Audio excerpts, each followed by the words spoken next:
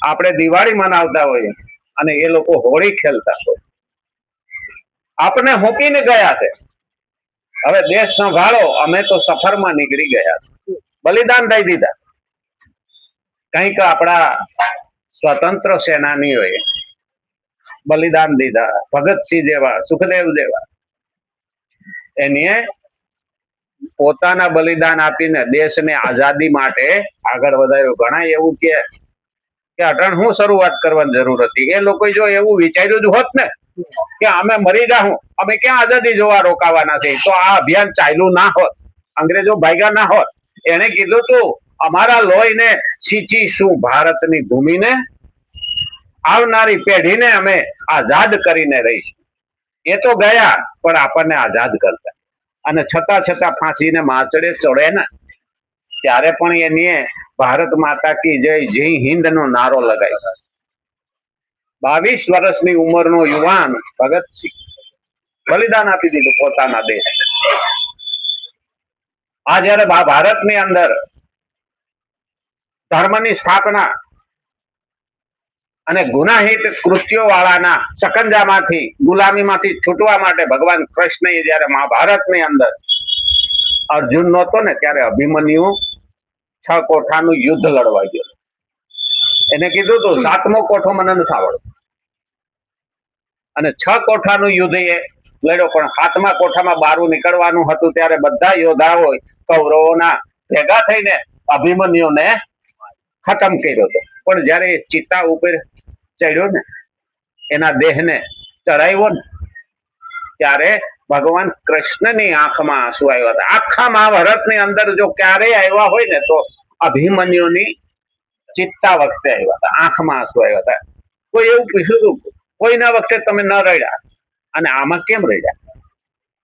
ત્યારે એને કીધું હતું કે મારા દેશનો 18 વર્ષનો યુવાન જયારે ધર્મ અને દેશ માટે થઈને બલિદાન આપી દે ત્યાં સુધી મને હવે ચિંતા નથી કે મારા દેશને કોઈ ગુલામ બનાવી શકશે નહીં, કોઈ ધર્મને બરબાદ કરી શકશે નહીં. આ હિસાબે કૃષ્ણને આંખમાં આંસુ આવ્યા. ફક્ત 2 વખત જ આંસુ આવ્યા છે આખા જીવન કૃષ્ણને.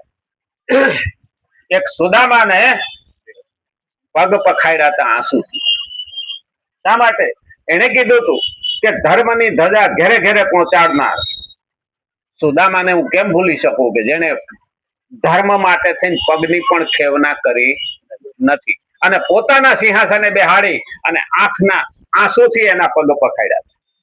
આ 2 જણા, એક વીર સુરવીર અને એક ભક્ત શિરોમણી, આવા લોકો જ આ દેશને ટકાવી શકાય.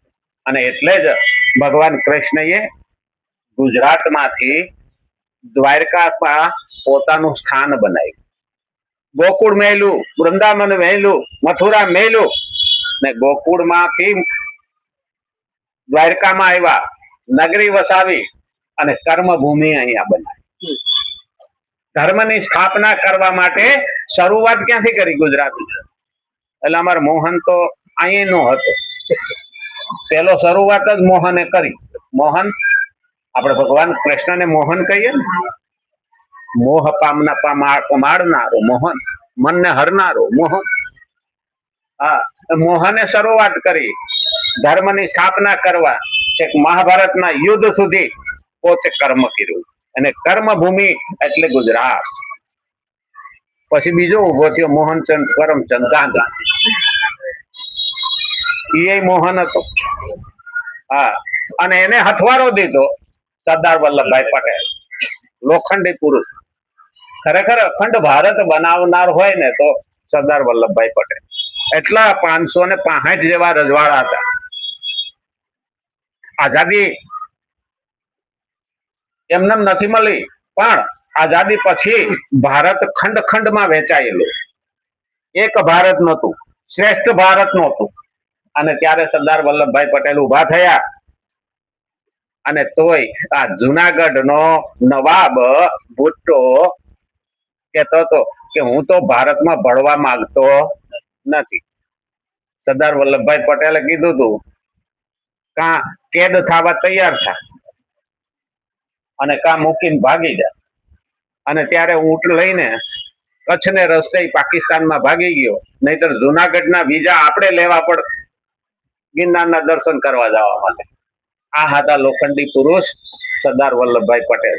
હા, પીઢારાઓ થોડા બેહી ગયા સત્તા ઉપર ત્યારે, એટલે સરદાર વલ્લભભાઈ પટેલ ને નાના વામડા ચિતરવામાં આવ્યા. બાકી સરદારના નખ બરોબર કોઈ નહોતા. સરદારના શરીર જેવડા તો નહીં, એના નખ બરાબર નતા, છતાં સરદાર પટેલને હલકા ચિતરવામાં આવ્યા અને એને કાર્યને ભૂલી જવામાં આવ્યું. પણ ગુજરાતના મુખ્યમંત્રી નરેન્દ્ર મોદી આવ્યા ને ત્યાર પછી જે સ્ટેચ્યુ ઓફ યુનિટી બનાવી, દુનિયાની અંદર ઊંચામાં ઊંચું પૂતળું છે. એ બતાવે છે કે સરદારનું અવળું કદ હતું કે આખી દુનિયાને માર્ગદર્શન આપે. એવા બે ગયા, ગાંધી અને સરદાર. સરદારે એક ભારત બનાવ્યું અને પછી પાછા ગુજરાતે બે મોકલા. હા, મોદી અને અમિત શાહ. હા, એ કે એક ભારત સરદારે કર્યું, શ્રેષ્ઠ ભારત આ બે કર્યું. કારણ કે આજે જે વિકાસ થઈ રહ્યો છે કુદકે ને ભૂસકે. હા, ઓલા તો કે છે અમને તો કે વિકાસ દેખાતો જ નથી. વિરોધ પક્ષ વાળા એવું કે અમને વિકાસ દેખાતો નથી. એટલે કીધું હા, ઘણા તો કે છે કે મોતિયો તપાસ કરાવો કે હા તમને નો દેખાતો. હા, એને મોતિયો બિંદુ આવ્યા હોય તો નો દેખાય, અને કા ચશ્મા બદલવા પડે. કારણ કે એને વિકાસ દેખાતો નથી, એને કર્યો જ નથી તો એને દેખાય ક્યાંથી? હા, એની એક વિકાસ કર્યો તો હા, ત્યારે ગાંડા બાવર આવ્યા હતા, હેલિકોપ્ટર લઈને બોલો એના બી વેર્યા હતા. હા, હજી દેખાય છે એનો વિકાસ, બોલ. હા, લીલો ગાંડો બાવળ દરેક ખેતરમાં પૂગ્યો. એ બાવળિયા વાવ્યા, એના કાંટા આપણે ખાવાના. પણ આ વિકાસ જોઈએ, ગામડે ગામડે શૌચાલય, ગામડે ગામડે રોડ પૂગ્યો, ગામડે ગામડે ફોન પૂગ્યા, ગામડે ગામડે પાણી પૂગ્યું, આ નર્મદા યોજના પૂગી, કેનાલ પહોંચી. અરે જોવા જઈએ તો કેટલો વિકાસ થયો ને ઘેરે ઘેરે આજે મફતમાં 78,000 રૂપિયા આપીને સોલાર પેનલ નખાવે છે કે આપણું બિલ તો 0 થાય, પણ વધે એ પાછું સરકારમાં પાવર લઈ લે, એના પૈસા જમા થાય. પણ આવું દેખાય નહીં, કારણ કે પીંઢારાઓને પોતાનું દેખાય, બીજાનું દેખાય નહીં. એટલે કીધું ને કે રતાંધળા અને ટૂંકી દ્રષ્ટિ વાળા આગળ જઈ શકે નહીં. તો આજની આઝાદીના પર્વ નિમિત્તે આપણે પણ ભગવાનને ખરેખર નમન કરવું પડે. કારણ કે આમાં જોવા જઈએ ને તો આમાં ભગવાનનો હાથ મોટો છે. આપણને આઝાદી દેવડાવવામાં ભગવાનનો હાથ મોટો છે. એક વાર સુભાષચંદ્ર બોઝ જયારે ભારત વિશ્વ યુદ્ધમાં અંગ્રેજો લપેટાણા ત્યારે ભારતના સૈનિકો અંગ્રેજો લઈ ગયા હતા લડવા માટે. ત્યારે અંગ્રેજો હતા બીજા વિશ્વ યુદ્ધ વખતે. ત્યારે જર્મનીની અંદર એ સૈનિકોને કેદ કરવામાં આવ્યા હતા. સુભાષચંદ્ર બોઝ 10,000 સૈનિકોને છોડાવી લે કે મારા ભારતીયો છે ને એની લશ્કર ઉભું કર્યું, આઝાદ હિન્દ ફૌજ. એ 10,000 સૈનિકોને ત્યાંથી છોડાવ્યા. હિટલરને એને સંબંધ સારા હતા અને આઝાદ હિન્દ ફૌજ કરી અને અંગ્રેજોને ડરાવી દીધા કે હવે અહીંથી ભાગવામાં મજા છે. એટલું બધું બ્રિટન એ યુદ્ધમાં ધોવાઈ ગયું હતું કે એને ભારતમાં રાજ કરવું પોહાય એમ નહોતું. એટલે એને કીધું હતું કે હવે તો આ ગળામાં ઘંટડો છે, જેમ બલાડીને ડોકે ઘંટી બાંધી હોય ને એમ કે હવે ભારતને લૂંટવાનું હતું એટલું લૂંટી લીધું, હવે અહીંથી ભાગવામાં મજા છે. કારણ કે અંગ્રેજો પાસે નાણાં રહ્યા નહોતા, ભારતમાંથી કઈ મળે એમ હતું નહીં. એના તો એ સમયે દુકાળ પડ્યો હતો ને તો પણ બંગાળના ભાગનું અનાજ એની ઇંગ્લેન્ડને મોકલી દીધું હતું અંગ્રેજોએ. અને ત્યારે બંગાળમાં 10 લાખ લોકો મરી ગયા હતા ભૂખા.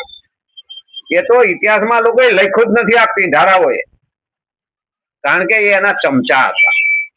હકીકતમાં તો આપણે 2014ની સાલમાં આઝાદ થયા કહેવાય. ત્યાં સુધી તો મનથી ગુલામ જ હતા. એ બધા અંગ્રેજોને માન આપવા વાળા. અંગ્રેજી ભાષા જરૂરી છે, પણ અંગ્રેજો જેમ કે એમ કરવું એ યોગ્ય નથી. કારણ કે આપણા દેશની સંસ્કૃતિ ને આપણા દેશની પ્રકૃતિ એ હોય ને તો જ આગળ જઈ શકાય. અને એટલે જ અંગ્રેજો ગયા અને પછીના જે ડુપ્લિકેટ અંગ્રેજો બેઠા ને એને ભારતને બહુ આગળ વધવા દીધું નહીં. કારણ ધીમે ધીમે ધીમે ધીમે એક સમય તો 2014 પહેલા તો ફ્રેજાઇલ 5 માં આવી ગયા હતા કે ભારત દેવાળિયું થઈ જાય. 2013 ને 2012 ની અંદર આપણે પાસે નાણાં રહ્યા નહોતા ને ત્યારે દેવાળિયું ભારત થાય એમ હતું. અત્યારે આપણી પાસે 600 અબજ ડોલર આપણી પાસે વિદેશી નાણું છે. ત્યારે આપણી પાસે નાણું રહ્યું નહોતું. તો ભાઈ 2013 માં નહોતું, 2014 માં ક્યાંથી આવી? પણ હરામખોરો જેટલું હતું એ ખાઈ ગયા. કારણ કે જેમ લીમડા ઉપર ગળો હોય ને એને મૂળિયા ના હોય, એ લીમડાની જ રસાયણ ચૂસી ચૂસી અને લીમડામાં જ કાણા પાડે. એમ આપણા દેશમાં જ જે રાજ કરતા હતા એ બધા કેટલા 12 લાખ કરોડના કૌભાંડો થયા હતા 2013 સુધી. અને 2014 માં મોદી આવ્યા પછી એક પણ કૌભાંડ થયું નહીં. અને એ જે રૂપિયા વધ્યા ને, જે લૂંટ બંધ થઈ ને, એનો આજે વિકાસ છે. આજે પાણી પહોંચ્યું, લાઇટ પહોંચી, ફોન પહોંચ્યા, પછી ઘેરે ઘેરે શૌચાલય પહોંચ્યા, 4 કરોડ લોકોને ગરીબ લોકોને મકાનો દીધા. આ બધું એમને એમ નથી થતું. 10 કરોડ લોકોને મફત ગેસ દીધા. કેટલું બધું દીધું. એટલે એ લોકો શું કહેતા હતા, ગરીબને ગરીબ રહેવા દો એટલે આફેડા લબડતા આપણી પાસે આવશે. મોદી ગરીબી માંથી ગયો તો એટલે બાપડા એ ગરીબનું પેલા જોયું. હવે ગરીબ 25 કરોડ ગરીબો આ 10 વર્ષમાં બહાર આવ્યા છે ગરીબીમાં. 25 કરોડ અને 5 વર્ષ ત્યાં મફત અનાજ ખવડાવે. અહીં તો એક જણો કેતો હતો ગુજરાતમાં તો કે શું સગવડ છે કે એમ્બ્યુલન્સની. તો ભાઈ આપણા એક નેતાએ કીધું કે કઈ વાંધો નહીં, તને 108 નો દેખાતી હોય તો અમારે અહીંયા મફત મળે છે આપણે ગુજરાતમાં 108. હા, અને તમને ન પોહાતું હોય તો તમે ઊંટ લારીમાં જાજો. બીજું હું, લીમડો ખાતો ખાતો ઊંટ્યો હાઈલો જાહે ને તમારે બાટલા સડાવે જાવ. બીજું થાય હું? કારણ કે એને તો વિરોધ જ કરવો છે. એને 108 નથી દેખાતી, એને 24 કલાક લાઈટ નથી દેખાતી. આપણે તો પેલા લાઈટ જાતા તો હો કરીને બહાર નીકળીએ, લાઈટ આવે તો હો કરીને અંદર જાય. લાઈટ જાતી 4 કલાક 6 કલાક દિવસ લાઈટ જાતી. અત્યારે લાઈટ જાતી નથી. અરે કે લાઈટ 24 કલાક કઈ નથી તો દોડે છોટી જો. હા, હડી જો તો ખબર પડે. જો હગી થતી હોય માસી દીકરી તો તને રાખીએ, નહીતર ઉપાડો. એટલે આને ખબર નથી. જેને વિરોધ કરતા નથી આવડતો, આમ તો જો કે એના વિરોધ પક્ષના નેતાને બોલતા જ નથી આવડતું. બોલતા જ નથી આવડતું. ખરેખર એના સંસ્કારો દેખાય છે કે એની માએ એનામાં નાખ્યું હું. ખરેખર આ ભલે રેકોર્ડિંગ થાય પણ મને તો આ એ બોલ્યો તું તડકની ભાષા બોલ્યો અને ઓલી મેલોની વિશે બોલ્યો તો હકીકતમાં સભ્ય સમાજ, ભારત જેવો સનાતની સભ્ય સમાજ દુનિયામાં ક્યાંય નથી. અને એમાં એક આ ફરજંદ નીકળ્યું રાણીમાં કરમદુ. આમાં ત્યાં કાઠિયાવાડમાં કહેવાય છે રાણ પાકે ને એમાં કરમદુ નીકળે. હા, એ અલગ જ કરી આવે. આ એવું છે. આ કુંજાને ક્યાંથી માં મેમણ ને બાપ ઊંડો કે દરજી હું ખૂંડો. હા, પેલા બે માં મેમણ ને બાપ ઊંડો એવું છે ને. આ એક કહેવાય છે જૂની. હો, આ મારી કરેલી નથી. તો પછી કે દરજી હું ઊંડો. હા, કારણ કે એક અંગ્રેજ છે અને એક પારસી છે. આવા બેનું ફરજન કે હું તો બ્રાહ્મણ છું ક્યાંથી હોય.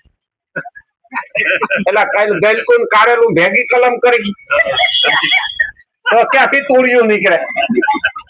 એટલે ખરેખર મને તો વિચાર આવે કે ભાઈ બાપ કોણ છે. હા, બાપ કોણ છે. એના દાદા ને ફિરોજ ને યુપીમાં ખબર છે. હજી સુધી ત્યાં એ ફૂલહાર ચડાવવા ગયો નથી. પણ એને શું બોલે છે એ ભાન હોતી નથી. પણ ભારતને નફરત કરે છે અને દેશને બરબાદ કરવા બેઠો છે, છતાં એને હજી સમજણ આવતી નથી. પછી કે હું હારી જાઉં. ભાઈ તું હારી જ જાય. મને લાગે છે એ બધું પૂરું કરીને જાય. વાહે કપાતર પાકે ને અહીંના કંસ ને ઘરમાં જ પાક્યો હતો.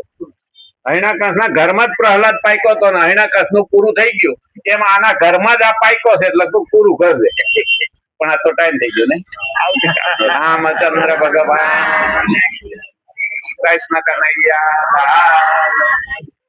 ગજાનંદ ગણપતિ ભગવાન નમઃ પતે હર હર મહાદેવ